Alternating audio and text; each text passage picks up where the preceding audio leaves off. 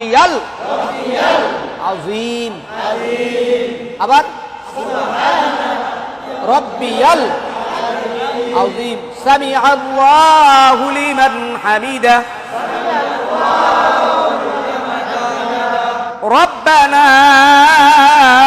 লাকাল হামদ